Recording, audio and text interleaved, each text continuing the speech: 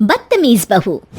सभ्यता से भरपूर शास्त्री परिवार की इकलौती बेटी मोहिनी को बचपन में ही पढ़ाई के लिए विदेश भेज देते हैं, जहां से वो सालों बाद ग्रेजुएशन पूरी करके इंडिया वापस आती है, जो अब संस्कार, सभ्यता, संस्कृति जैसी चीजों से कोसों दूर होती है।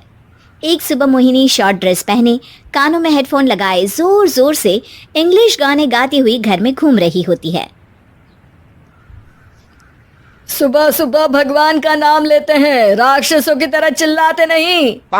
पॉप्स, आपको अच्छे गाने की बिल्कुल समझ नहीं है, सो ठीक है, चिल पिल।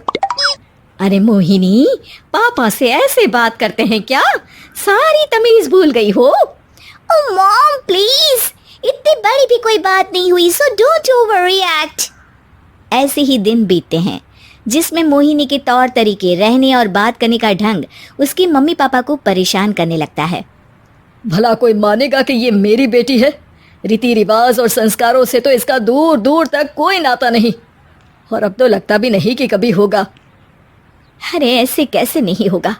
लड़कियां सारे नखरे अपने माँ बाप को ही दिखाती है।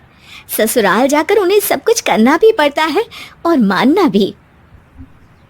पत्नी की बात शास्त्री जी समझ जाते हैं और कुछ ही दिनों में अपने से भी ज्यादा धार्मिक परिवार में निखिल के साथ मोहिनी का रिश्ता पक्का कर देते हैं।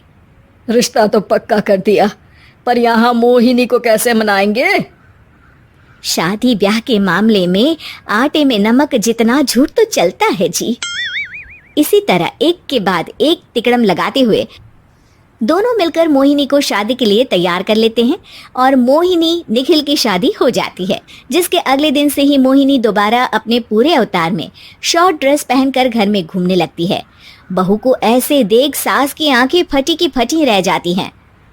अरे ये क्या बेशर्मी है, हमारे घर की लड़कियां जींस तक नहीं पहनती और तुम बहू होकर इतने छोटे कपड़े पहनकर पूरे घर में घूम रही हो। सीरियसली मॉम, प्लीज आप अपनी इस 80 के दशक वाली सोच में मुझे इंक्लूड मत करो। हाय तौबा, एक तो बेशर्मी दिखाती है, ऊपर से सास के साथ जुबान भी लड़ाती है। अरे जल्दी कपड़े बदल कर आ, घर की पहली आरती तुम्हें ही करनी है। इतनी देर में निखिल भी वहां आ जाता है। माँ पापा आने वाले हैं, पूजा का सारा सामान तैयार है ना?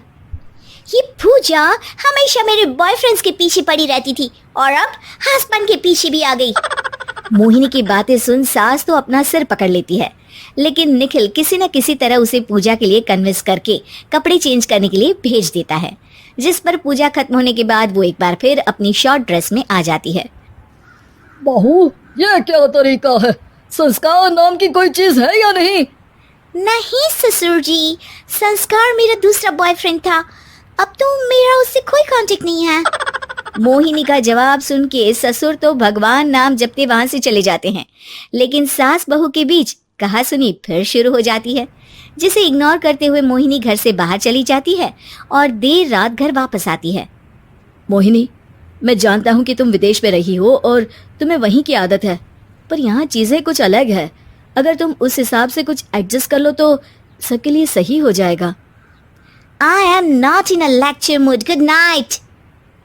अगली सुबह मोहिनी देर से उठकर एक बार फिर उसी तरह सबके सामने आती है, जिस पर उसकी सास कुछ बोले उससे पहले ही मोहिनी की दोस्त मोनिका और रेचल वहां आ जाती हैं। Oh hi darling, how are you? OMG, we missed you so much. I missed you too darling.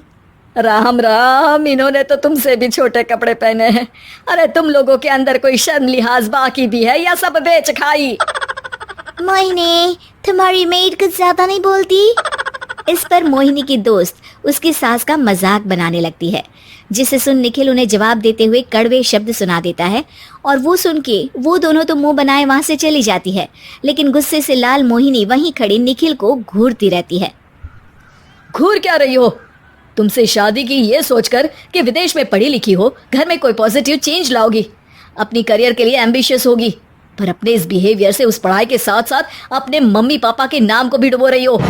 अगर तुम्हें ऐसे ही हाल रखना है तो यहाँ रहने की कोई जरूरत नहीं है। निखिल की बातें सुनकर मोहिनी रोते हुए घर छोड़कर अपनी मम्मी पापा के पास वापस आ जाती है। ससुराल में सब कुछ ठीक तो है? वो अपने आप को समझते क्या है? मोहिनी पर चिल्ला रहे हैं? मैं क्यों उसके इशारों पर चलूं?